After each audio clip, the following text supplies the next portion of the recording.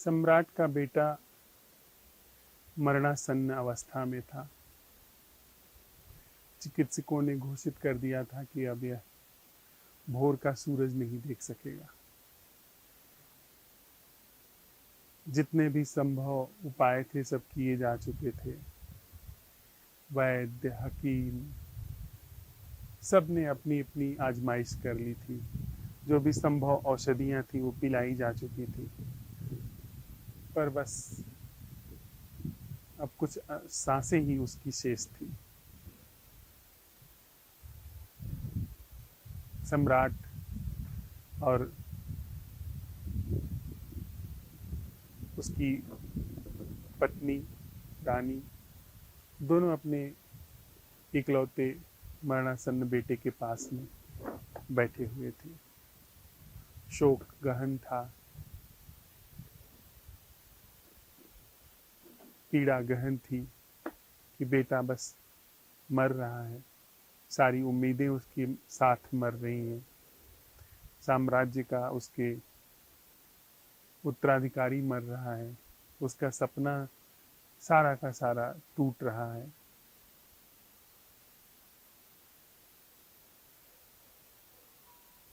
कि सम्राट की आंख लग गई। सम्राट को पल भर के लिए नींद आ गई और उसने देखा, अक्सर होता है कि जब हम किसी गहरी चिंता में होते हैं, गहरे शोक में होते हैं, दुख में होते हैं, तो हमारा मन संतुलन साधने के लिए वो ठीक विपरीत की चीज़ें हमारे सामने, जो कि वहाँ पर उपलब्ध नहीं है, संभव नहीं है, उसे सामने परोस देता है, ताकि उसके अंदर जो तनाव है वो ख्याल में ही रिलीज हो जाए। जो चीज़ आप चाहते हैं कि यह हो जाए, वो होती हुई सपने में दिखाई पड़ती है, या उसी के क्रम में और भी दूर तक आगे बढ़ती हुई दिखाई पड़ती है। आप भूखे हैं तो सपने में देख सकते हैं कि भोजन परोसा जा रहा है। आप राजमहल में निमंत्रित हैं, कोई प्रियजन बिछुड़ गया है तो आप पाते हैं कि वह करीब में ही बैठा है। राजा ने सपने में देखा कि जैसा उसका अभी साम्राज्य है, उससे कई गुना बड़ा साम्राज्य है, और एक नहीं 12 पुत्र हैं, और सारे पुत्र एक से एक होनहार, एक से एक गुणी, योग्य वो हैं। सभी कलाओं में वे पारंगत हैं। दूर दूर तक उसके ध्वज को भेजा जा चुका है। उसका साम्राज्य सारी दुनिया में फैला हुआ है। वह बड़े से सिंहासन पर आसीन है, जिसमें दुनिया के सभी राजा उसके दरबारी बने हुए हैं। पूरा राज्य धन संपदा से भरा हुआ है। राजकोष में किसी चीज की कमी नहीं है। यही सब अभी वह देख रहा था। इन्हीं सारी चीजों की गति चल रही थी कि तभी अचानक उसके बेटे की, जो कि मरणासन्न अवस्था में था, सांस टूट गई। सांस टूटी, हिचकी लेकर के राजकुमार निर्जीव हो गया, और तभी चीख मार करके रानी रो पड़ी। बेटा मर चुका था। राजा भी चौंक करके जागा। उसने देखा कि सामने बेटा मरा हुआ है। झट से उसने आंख मूंदी। भीतर देखा कि वो 12 पुत्र नहीं है, वो बड़ा साम्राज्य नहीं है, वे उसके उत्तराधिकारी नहीं है, वह कहीं का राजा नहीं है इतनी बड़ी सल्तनत का। न कोई ऐसी धन संपदा है जिसका अंबार लगा हुआ है, न ऐसे राजे महाराजे हैं जो उसके दरबार में हाथ बांधे खड़े हैं। उसने आंख खोली, सामने बेटा मरा हुआ था। भीतर फिर से आंख बंद की, पाया वहां पर कुछ नहीं है। बाहर भी कुछ उम्मीद नहीं है, कुछ नहीं है, और भीतर भी कुछ नहीं है। राजा खिलखिला करके हंस पड़ा। रानी ने समझा कि शायद शोक में वह मानसिक संतुलन खो बैठा है। बेटा मर गया, इसकी वजह से वह पागल हो गया। रानी ने उसको अपना रोना भूल करके उसे ढाढ़स बंधाना चाहा। कहा कि आप संभालिए अपने आप को। राजा ने कहा कि पगली, अभी तो संभला हूं। रानी ने पूछा कि कैसी बातें कर रहे हैं, हमारा बेटा तो गया। राजा ने कहा कि अभी जो यह बेटा गया है, उसके पहले सपने में मुझे 12 बेटे मिले हुए थे, और सब एक से एक गुणी, होनहार, युवा, और इससे भी कई गुना बड़ा साम्राज्य मेरा था। जब इधर यह बेटा मरा, मैं उस सपने से बाहर इधर आकर के देखा तो पाया कि यहां तो गया ही, और भीतर जब जाकर के देखा तो वहां भी पाया कुछ नहीं था।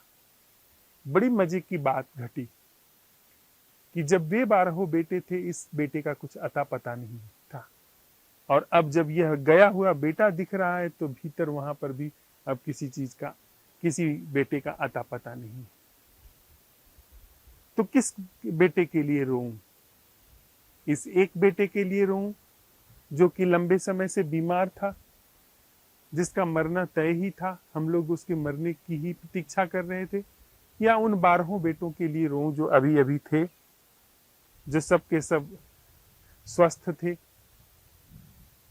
सुयोग्य थे? किसके लिए रोऊं? मुझे समझ नहीं आया किसके लिए रोऊं।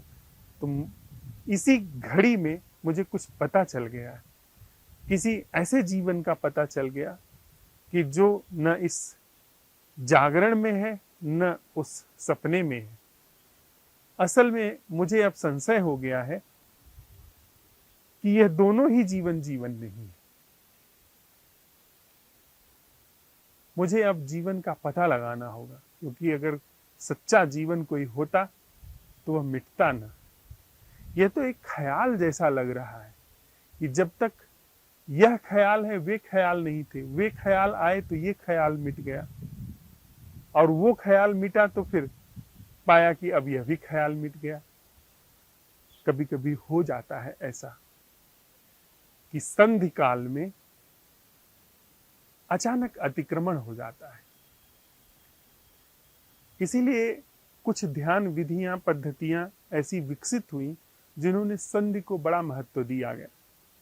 जैसे योग की साधना में एक केवल कुंभक शब्द आता है, जिसमें सब, मुझे ऐसा लगता है, मैं किसी विधि का समर्थक नहीं हूं, पर कहीं से लोगों ने इशारा करने की कोशिश की कि ऐसा जीवन संभव है जिसमें कि दोनों विपरीत नहीं है।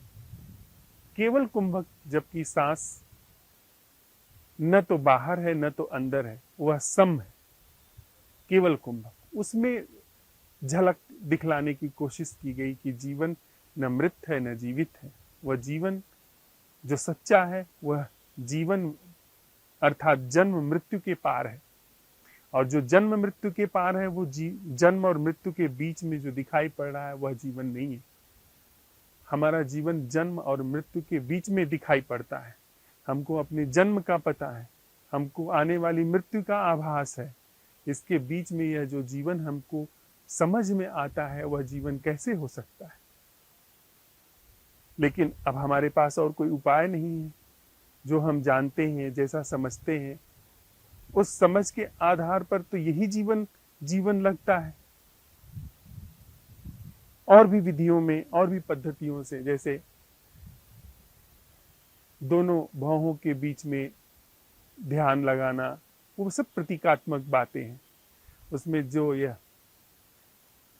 कुंडलनी जागरण, तृतीय नेत्र का जागरण, ये सब बचकानी बातें हैं। ये सब अगर कुछ ऐसी चीजें जागृत भी हो जाती हैं कुछ ऐसी विधाएं पता चल जाती हैं, कोई छठी इंद्रिय जागृत हो जाती है, तो उसका अर्थ क्या है? 5 इंद्रियां हमारे पास हैं, एक छठी इंद्रिय जागृत हो गई, तो उसमें कौन सी बड़ी बात हो गई? 5 इंद्रियों के बीच में झूलता हुआ जीवन ही जीवन नहीं है। जो जन्म और मृत्यु के बीच में चल रहा यह जीवन है, यही जीवन सच्चा जीवन नहीं है, जैसा हम जान रहे हैं। जब यही नहीं जीवन है, तो वो छठी इंद्री कौन से धरातल पर निकल करके आ जाएगी? इन्हीं धरातल पर तो आएगी। इसी जन्म और मृत्यु के बीच में चल रहे जीवन में एक इंद्री और ऐड हो जाएगी, एक इंद्री और जुड़ जाएगी, 10 इंद्रियां जुड़ जाएं, 1000 इंद्रियां जुड़ जाएं। मैं हो सकता है कि सुदूर बैठे हुए व्यक्ति की आवाज सुनने शुरू कर दूं, कोई बड़ी बात नहीं। मुझे अपना भविष्य दिखाई पड़ना शुरू हो जाए, क्या अर्थ है उसका? मुझे अपना तथाकथित रूप से पिछला जन्म दिखाई पड़ना शुरू हो जाए, कल की बात याद रखने में और पिछला जन्म याद होने, 1000 जन्म याद रखने में क्या अंतर है? कोई बहुत फर्क नहीं है। मैं किसी मरे हुए को जीवित भी कर दूं, धरती पर 8 अरब लोग जीवित हैं, क्या अर्थ है उस बात का? मैं पानी पर चलना शुरू कर दूं, हवा में उड़ना शुरू कर दूं, अदृश्य हो जाऊं, बड़ा मुझे खुशी मिलने लगे, लेकिन यह कोई तथाकथित रूप से आनंद की अनुभूति होने लगे, यह सब कहाँ घट रहा है? उसी जन्म और मृत्यु के बीच वाले धरातल पर ही तो घट रहा है। और यह जन्म मृत्यु का धरातल स्वप्न में नहीं पाया जाता, ये और स्वप्न का धरातल अभी नहीं पाया जाता, जैसे उस राजा को हुआ, उस सम्राट को हुआ। जीवन कहीं जब वह जहां पर वह ठीक बैलेंसिंग है, कुछ ध्यान विधियां हैं तिब्बत में, जैसे एक ध्यान विधि है जिसमें दोनों पैरों पर समान रूप से भार दे करके खड़ा होना। कुछ विधियां ऐसी हैं जिसमें एक्सट्रीम तक तनाव को लेकर के जाना और फिर सीधे छोड़ देना, जिसमें कहीं बीच में संतुलन हो जाता है। संतुलन साधना लक्ष्य थोड़ी है। अक्सर लोग संतुलन साधने को, विचार के संतुलन को साधने को ध्यान समझ लेते हैं कि विचार में संतुलन हो गया है, विचार जब जरूरी है तब चल रहे हैं, अन्यथा विचार रुके हुए हैं। यह भी बड़ी साधना का परिणाम है। विचारों में बड़ी मैनेजमेंट होनी चाहिए, तब जाकर के ऐसा होगा। लेकिन आज विचारों का बहुत बेहतर मैनेजमेंट भी है, प्रबंधन भी है, तो भी क्या हासिल हुआ? हासिल होने की भी बात नहीं, तो भी क्या सिद्ध हुआ? यही तो जीवन सिद्ध हुआ। मैं कितना भी सिद्ध हो जाऊं, कौन सा जीवन जीने जा रहा हूं? यही जो जीवन जीने जा रहा हूं जो जन्म और मृत्यु के बीच में है। मुझे अमृत का तो पता नहीं चला, अमृत तो नहीं उघड़ा। जो भी जीवन जीने जा रहा हूं वो प्रबंधन का ही जीवन तो है, वह सहज जीवन तो नहीं है। कितना भी मैं चतुर हो जाऊं, कितनी भी मुझे सामर्थ्य हो जाए, सिकंदर जैसी सामर्थ्य वाले व्यक्ति भी क्या जी पाते हैं? जन्म और मृत्यु के ही धरातल का जीवन तो जीते हैं। अमृत का धरातल थोड़ी उपलब्ध होता है उनको। और जो यह जीवन है जन्म और मृत्यु का, यह एक धोखा है, यह सच नहीं है। इस तरह से जैसे जीवन के रूप में हम उघड़ करके आए हैं, हम गहरे सम्मोहन का परिणाम है। यह मैं का एहसास गहरा सम्मोहन है, और इस गहरे सम्मोहन के एहसास के इर्द गिर्द लिपटा हुआ जीवन, जिसका आदि हुआ है, शुरुआत हुई है, और जिसका अंत अवश्यंभावी है, जो कि आगे मृत्यु के रूप में हमें दिखाई पड़ता है, यह सच नहीं है। क्यों सच नहीं है?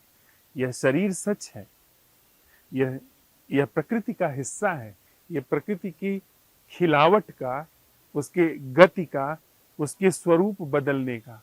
यह शरीर बहुत सारी चीजों से स्वरूप बदल करके इस फॉर्म में है। यह प्रकृति की घटना है, इसकी मृत्यु नहीं होती है, इसका स्वरूप बदलता है। पहले यहाँ पर आज के 40 वर्ष पहले यह जो भी सामग्री इस शरीर में है, यह किसी और फॉर्म में थी। यह सामग्री किसी और फॉर्म में हो जाएगी, इसका स्वरूप बदल जाएगा। लेकिन मृत्यु नहीं होती इस शरीर की, यह प्रकृति की संरचना है। मृत्यु मन का उत्पाद है। मन ने मृत्यु को पैदा किया है और मन ने जन्म को पैदा किया है।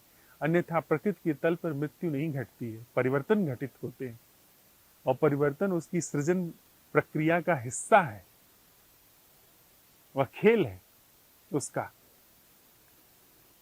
और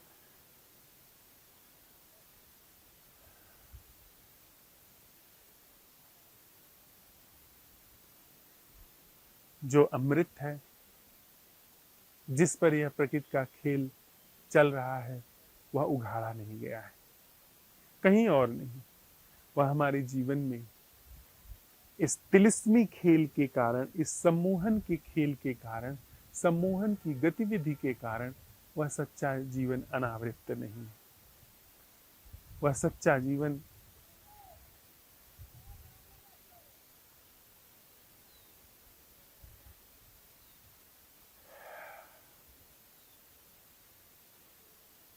बुल्ले शाह से हम लोग पंजाब प्रांत में हैं, इन्हीं धरती पर वे घूमे थे, चले थे। बुल्ले शाह से किसी ने पूछा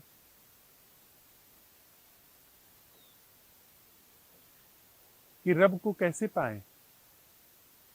वे प्याज लगा रहे थे, प्याज बो रहे थे।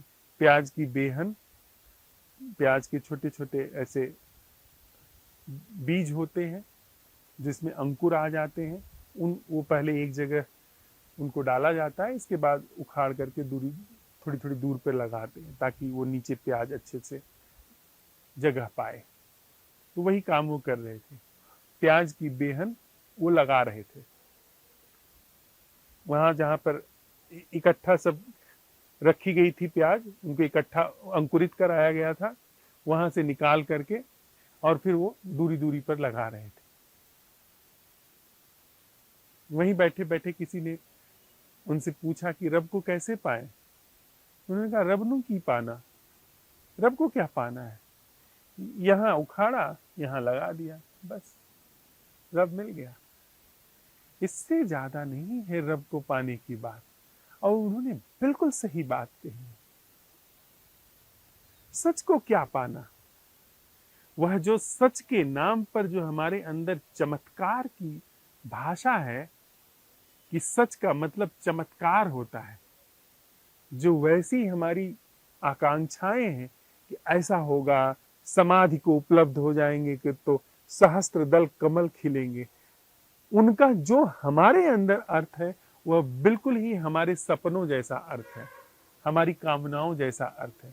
हम संबुद्ध हो जाएंगे तो देवता पुष्प वर्षा करेंगे हमारे ऊपर, इंद्र जो है वो अपने गाजे बाजे के साथ प्रणाम करने आएंगे, हम मुक्त हो जाएंगे तो अनंत काल तक स्वर्ग में विश्राम करेंगे, आसपास अप्सराएं नाचेंगी, हम निर्वाण को उपलब्ध हो जाएंगे तो हमारे जाने के बाद इस धरती पर हमारी पूजा होगी। ऐसे सब बचकाने अर्थ हैं हमारे अंदर।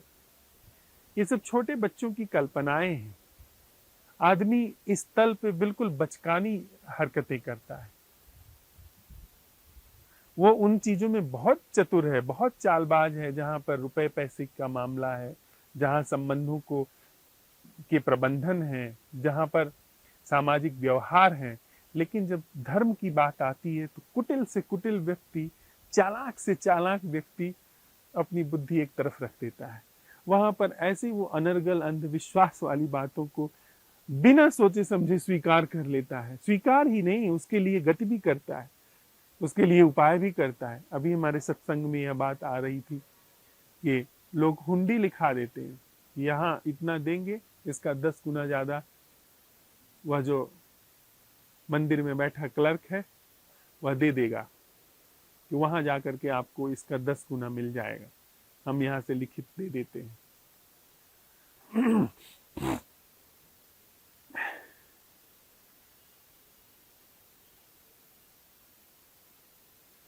बचकानी बातें हैं ये सब, चमत्कार की कि दूसरे के मन की बात पढ़ लेना, ये सब चीजें मिल भी जाएं तो इनका कोई अर्थ नहीं है। परमहंस देव कहते थे कि मैं सिद्धियों को चिमटे से भी छूना पसंद नहीं करूंगा। वो सब इतनी व्यर्थ की बातें हैं।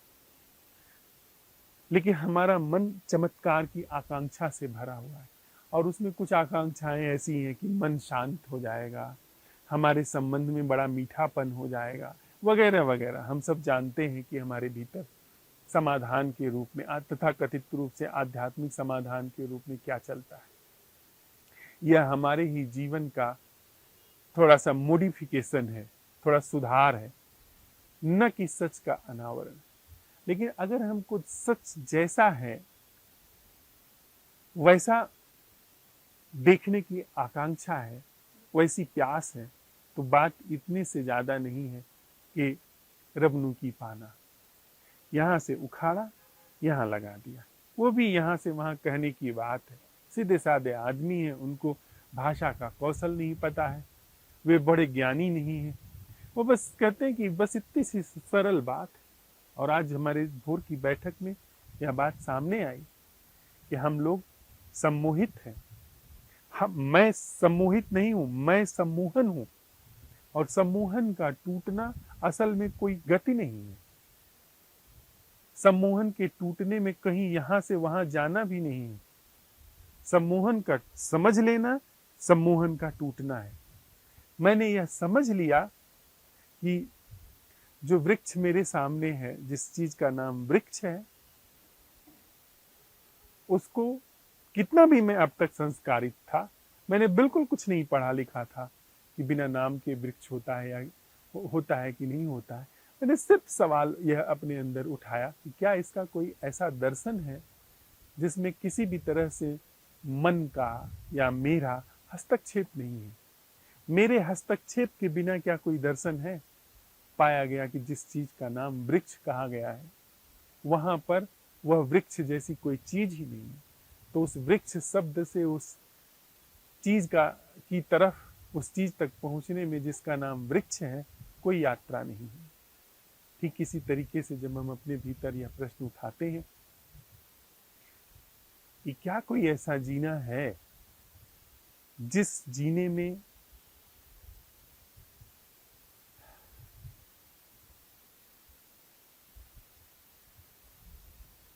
सम्मोहन का, मन का, मैं का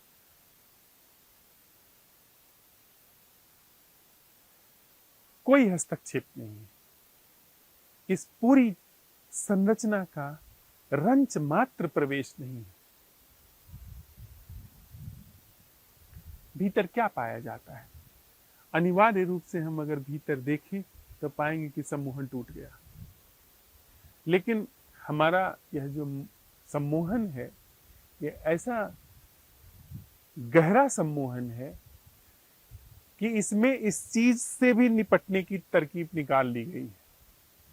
यह सम्मोहन भी टूट जाता है तो इस टूटे हुए सम्मोहन को भी कैसे जोड़ा जाए, उसकी तरकीब निकाल ली गई है, जो कि हम अपने भीतर पाते हैं। हमारा यह जो चित्त है, यह पूरी मनुष्य जाति का चित्त है। यह मेरा अलग थलग का चित्त नहीं है। इसमें वे सारी तरकीबें, खास करके जीवन और संबंध के संदर्भ में वे सारी तरकीबें हैं जो कि इंसान ने अब तक आजमाई है।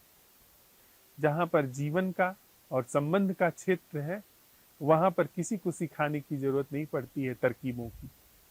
वहां पर ये सारी तरकीबें अपने आप पाई जाती हैं। जैसे जैसे हम बड़े होते हैं, वैसे वैसे हम संबंधों में वे सारी तरकीबें आजमाने लगते हैं जो हमारे एंसेस्टर आजमाए हुए हैं। वो सब चीजें वहां पर एक्टिव होने लगती हैं, वह सब चीजें वहां पर पाई जाती हैं।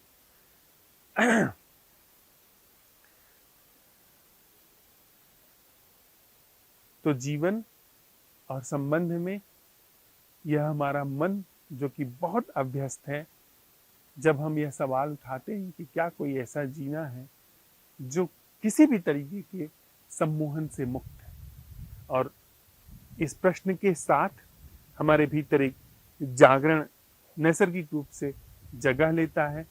हमारा पूरा होना वो डिहिप्नोटाइज्ड हो जाता है। लेकिन डिहिप्नोटाइज्ड होते ही वह पुरानी जो सम्मोहन की प्रक्रिया है वो एक नई चाल चलती है। वो कहती है कि अब इस डीहिप्नोटाइज्ड को, डीहिप्नोटिज्म के जीवन को हमें बरकरार रखना है। यह बरकरार रखना, यह फिर से सम्मोहन का सूत्रपात है। सम्मोहन का ढंग है बरकरार रहना, बरकरार रखना, चाहे वह किसी भी चीज को बरकरार रखना हो, चाहे वह मुझे बरकरार रखना हो, वह सम्मोहन का रूप है। और चाहे वह जागरण को बरकरार रखना हो, तो असल में जागरण के नाम पर आप बरकरार किस चीज को रख पाएंगे? आप एक वृक्ष तक को बरकरार नहीं रख सकते हैं, कि रख सकते हैं? आप किसी भी दर्शन को बरकरार रख सकते हैं? अभी आप देखिए, जो भी चीज आपके सामने है, आप लोगों के सामने पहाड़ है, मेरे सामने यह वृक्ष है या पंछी है, इसके गीत को असल में बरकरार रखा जा सकता है, इस वृक्ष को बरकरार रखा जा सकता है। इसका सिर्फ दर्शन है। दर्शन है या नहीं है, वृक्ष का लगातार देखना नहीं है। लगातार जैसी जो जो स्थिति पैदा होती है, धारणा पैदा होती है, वह तब पैदा होती है जब मन सक्रिय होता है, अन्यथा सिर्फ दर्शन है। तो जब हम बरकरार कैसे रखेंगे आप इस वृक्ष को देख करके? जब इसका चित्र दिमाग में छप जाता है, उस चित्र को बरकरार रखा जा सकता है, इसके नाम को बरकरार रखा जा सकता है। आंखों पे घट रहे इसके दर्शन को बरकरार नहीं रखा जा सकता। इसका दर्शन मात्र दर्शन है, वह अतीत, भविष्य और वर्तमान से मुक्त दर्शन है, वो समय से मुक्त दर्शन है। जो देखना मात्र हो रहा है वह समय पर निर्भर ही नहीं है, वह मात्र दर्शन है।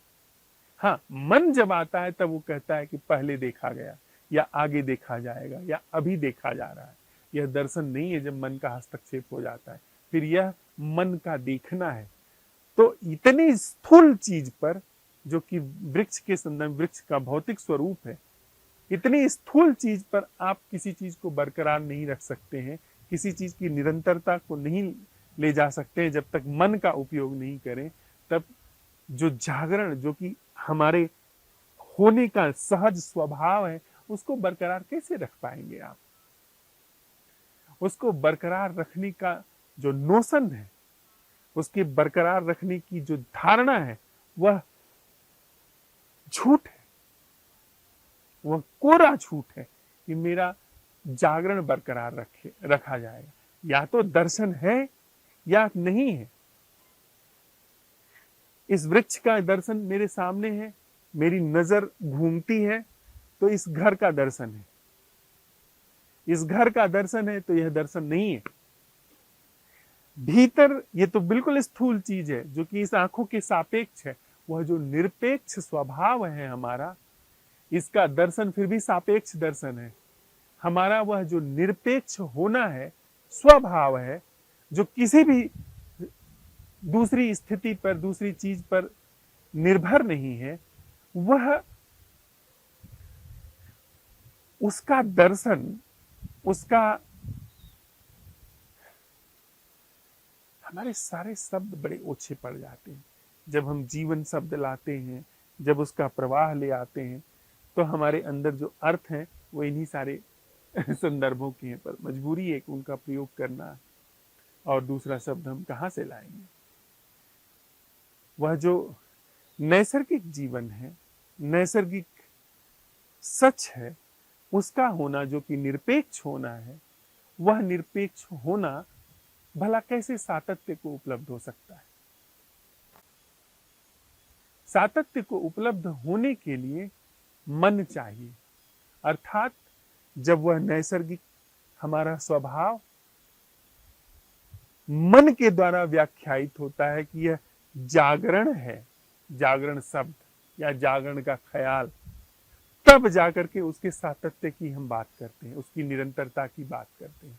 लेकिन जब वह निरपेक्ष जागरण उघड़ करके घटा, जैसे यह निरपेक्ष इस वृक्ष का निरपेक्ष रूप से दर्शन घटा, वैसे ही वह जीवन निरपेक्ष रूप से जो हमारे अंदर विद्यमान है वह घटा, तो उसका सातत्य आप कैसे करेंगे? असंभव है। वहां यह बात लागू ही नहीं हो सकती। तो फिर क्या हमारे हाथ में बचा? हमारे हाथ में उस निरपेक्ष जीवन का, हमारे हाथ में वह जो सापेक्ष जीवन है, उस सापेक्ष जीवन की पहचान मात्र बची कि हम जो जीवन जी रहे हैं वह जीवन यांत्रिक है।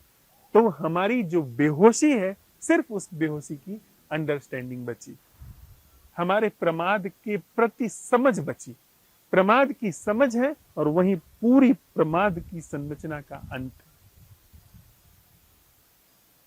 क्योंकि हम भोर की बैठक में इस प्रश्न के साथ रहे कि इस पूरी प्रमाद संरचना का, सम्मोहित संरचना का समूल अंत क्या है? आप यह प्रश्न उठाते हैं और हमने यह देख लिया कि इस प्रश्न के उठने पर जो अनावृत होता है जीवन, उसका सातत्य संभव ही नहीं है।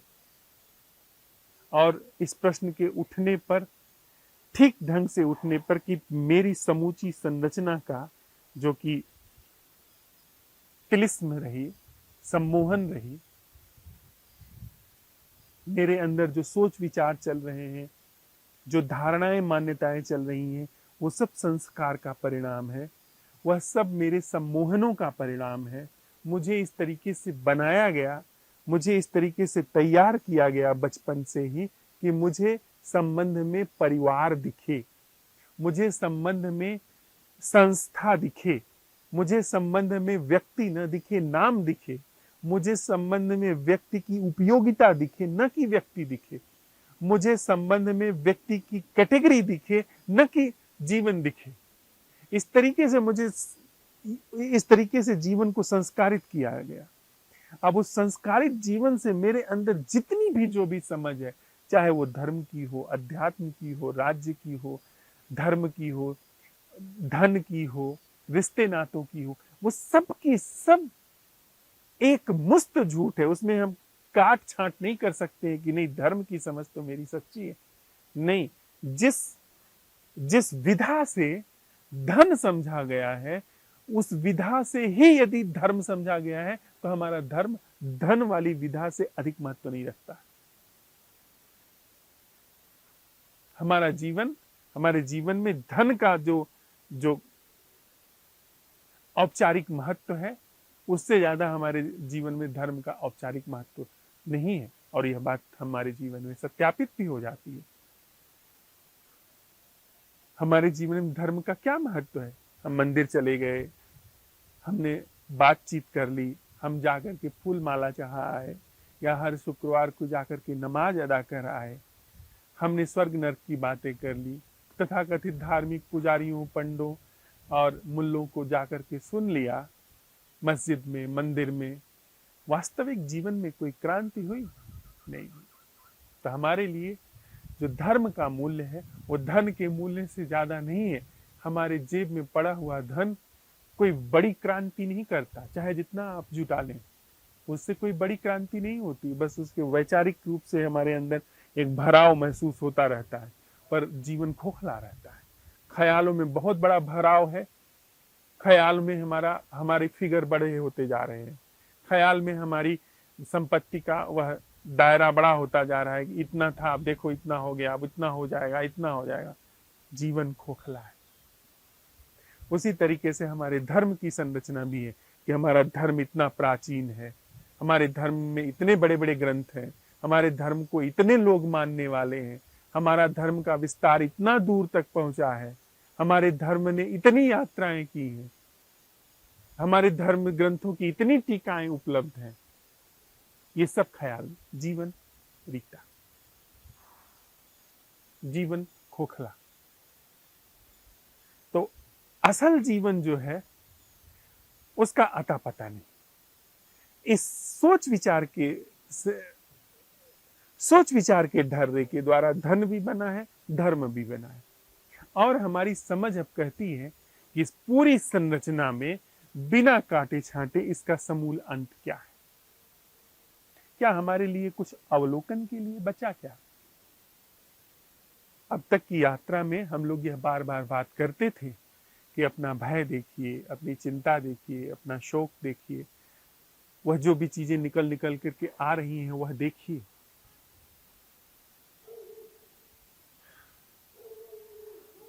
वो सारी चीजें देखिए। एक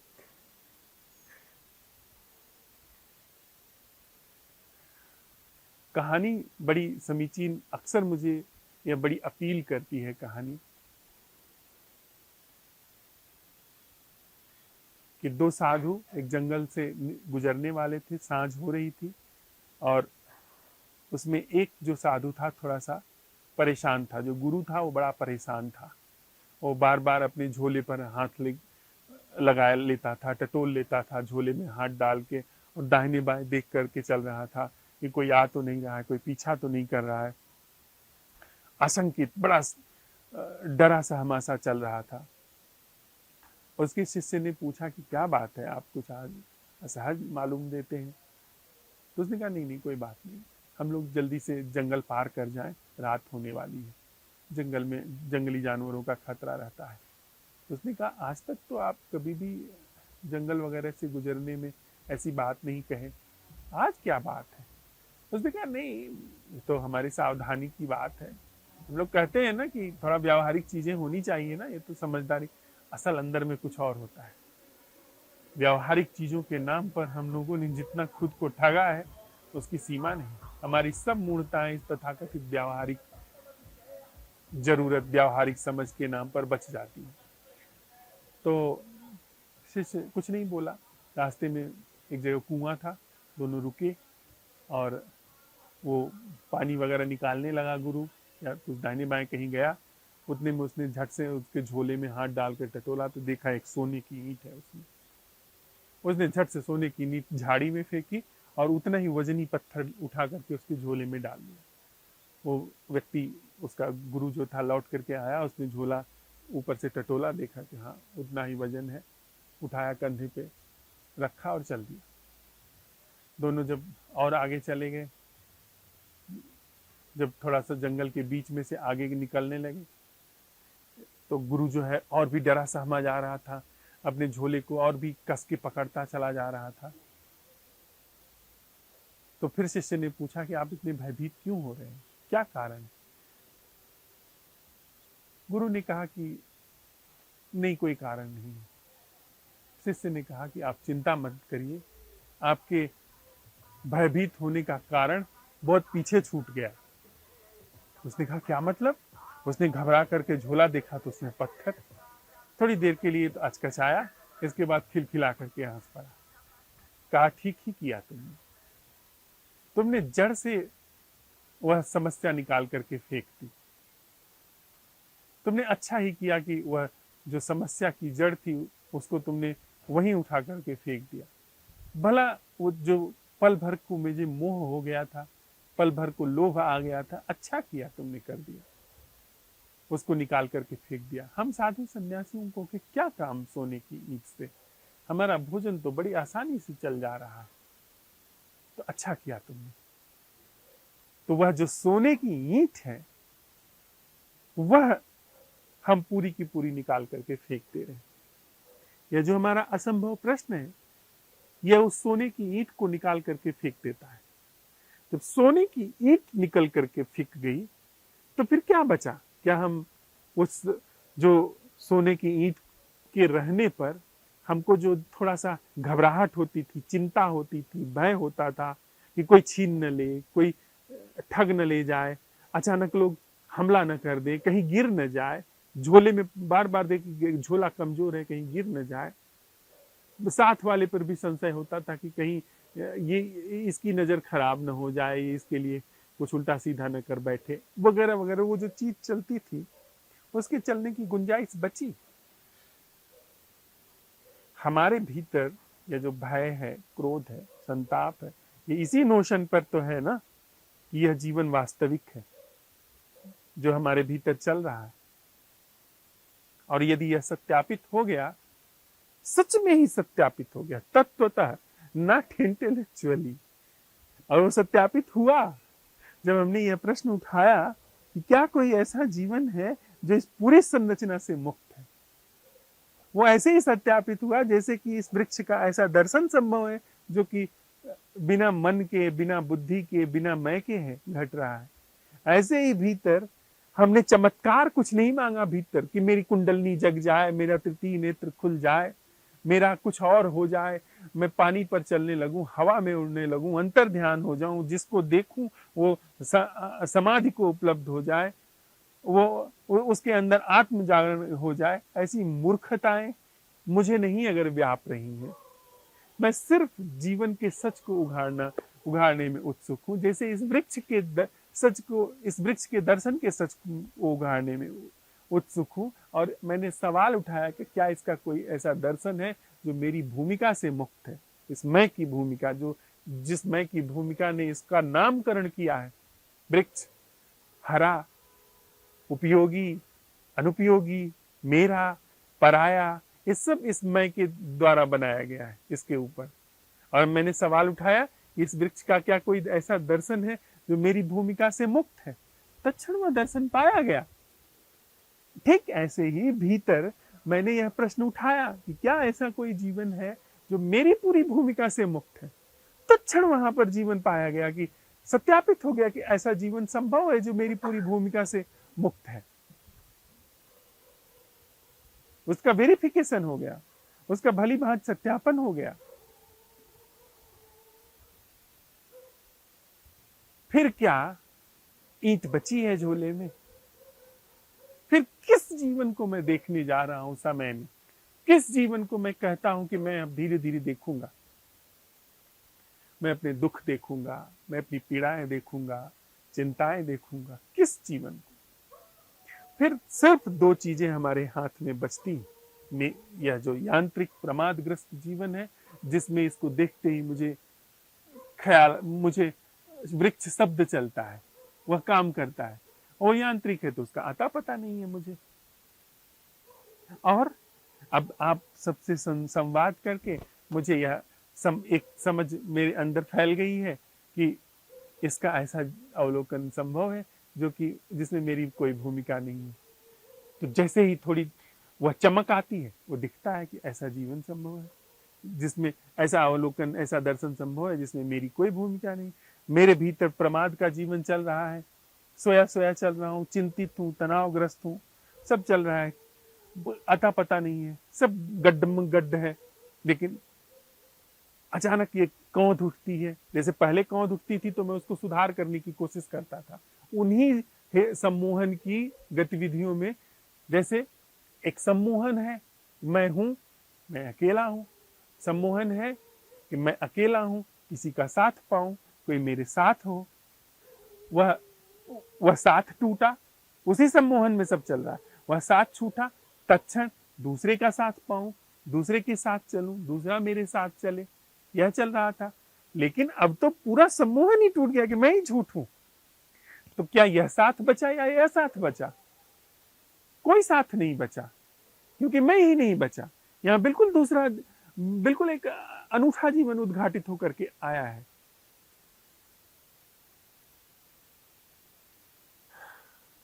तो जो प्रमाद का जीवन है, सम्मोहन का जीवन है, वो है, और उसकी कौंध है, उसकी कौंध बस, यह प्रमाद का जीवन है। कौंध समूल अंत, not in the parts, not in the steps, not in the time, न तो समय में, न तो खंड में, न तो सीढ़ी में, कदम दर कदम में इस सम्मोहन का अंत नहीं। एक मुस्त ईंट उठा करके तो प्रमाद है, और प्रमाद है इसकी कौंध है, बस, और कोई नहीं। क्या हम लोग साथ में चल रहे हैं? ये प्रमाद है जीवन में, संस्कारों का जीवन है, सम्मोहनों का जीवन है। प्रमाद है, सम्मोहन का जीवन चल रहा है, संस्कार का जीवन चल रहा है, और यह प्रमाद और संस्कार का जीवन है, ऐसी कौंध है, बस। कौंध है, उस कौंध में ही ये झूठ है, सत्य का सत्यापन, सत्य का उद्घाटन। क्या हम अभी भी स्टेप्स में चलेंगे, या यह बात बिल्कुल क्रिस्टल क्लियर है एब्सोल्युटली स्वयं को देखने के संदर्भ में, कि कहीं ऐसा तो नहीं कि मैं अब जागरण शुरू हुआ तो अब जागरण में मैं अपनी वृत्तियों को देखूंगा। निश्चित ही देख सकता हूं, हम लोग शुरू किए हैं इस बात को, जब हमने चर्चा की है तो इस बात को लाए हैं कि उसमें हमारा भय दिखेगा, उसमें हमारी चिंता दिखेगी। यह सब बिल्कुल संभव है। मेरी झोले में ईंट है तो मेरे अंदर जो चिंता चल रही है, उसको मैं होश में देख सकता हूं। मेरे संकोच जो है, भय है, वह सब चल रहा है, उसको देख सकता हूं। लेकिन ईंट तो छूट गई ना। वह जहां पर कुएं पर ईंट छूटी है, वहां से अब तक जो ये भय चला है, ये झूठा था ना। मैं तो पत्थर पर चिंतित था, असल में वहां सिर्फ पत्थर था। तो क्या मैं उस जो अब पत्थर समझ में आ गया, उसके बाद भी मैं उस पर चिंतित हूं? हो सकता है ऐसा संभव? मुझे जब तक पता नहीं था कि यह पत्थर है, मैं ये समझे था कि यह सोने की ईंट है, तब तक वो चलता था मामला, तब तक भय वो बिल्कुल माकूल था। लेकिन अब जब मुझे यह बात समझ में आ गई कि यह पत्थर है, तो फिर भय चलेगा, बिछोह होगा, मुझे मेरा सहयोग होगा किसी से, मेरे अंदर प्रमाद चलेगा, सवाल ही नहीं पैदा होता। फिर क्या हम लोग इस बात में स्पष्ट हैं? हम लोग धीरे धीरे गौरी शंकर पर आ रहे हैं, उस गौरी शंकर पर जहां पर कुछ और नहीं बचता सिवाय सत्य के। और उस गौरी शंकर पर पहुंचते पहुंचते अब यह हमारे हाथ में है, प्रमाद है, प्रमाद की कौन है, और कुछ नहीं। न कोई यात्रा, न कोई समय, न कोई स्टेप्स, न कोई खंड, न कोई साधना, कुछ नहीं। प्रमाद है, बिल्कुल मैं अब रिलैक्स्ड हूं। प्रमाद चले तो चले, चल रहा है, चल रहा है। और जब प्रमाद की कौन, प्रमाद है, प्रमाद ओवर, बस। क्या है वहां? अज्ञेय है। तो हम नैसर्गिक जागरण का जो बात थी, उसको और साइन किया है, उसमें और गहरे उतरे हैं। अब हम अज्ञेय की उस धारा में हैं, जो कि पर उस पर हम लोग अब वह अपने आप, हमारे जीवन, वह अपने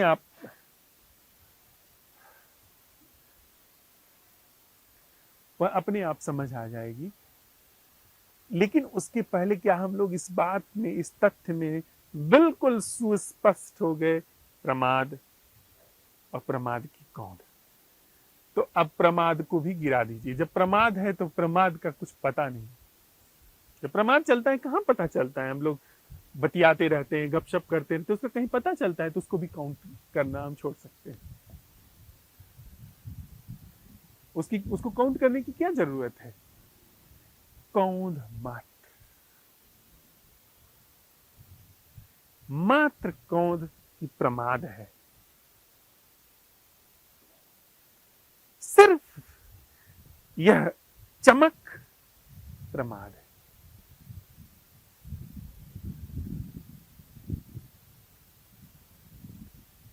न अप्रमाद, न प्रमाद, न अप्रमाद की अप्रमाद की ओर प्रमाद से यात्रा, न प्रयास, न समय, न गति, न खंड, न यात्रा, कुछ नहीं, कौंध मात्र।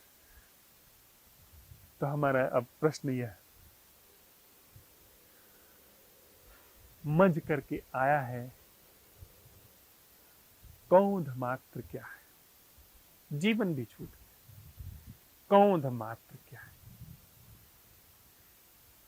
क्या यह चीज स्पष्ट है? हम लोग साथ चले हैं इस बैठक में, या कुछ हम आगे बढ़ते जा रहे हैं पर समझ नहीं है चीजों की पीछे? स्पष्ट। Thank you sir.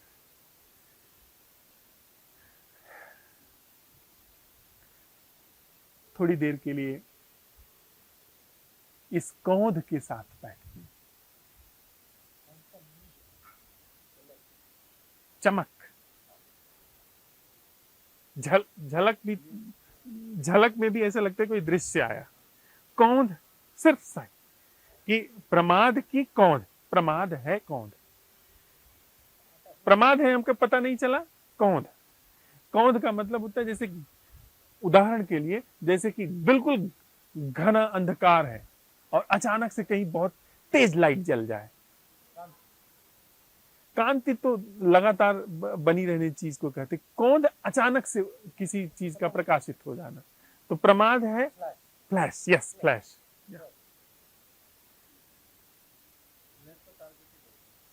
फ्लैश भी टारगेटेड होता है, बस कौंध ही ठीक है।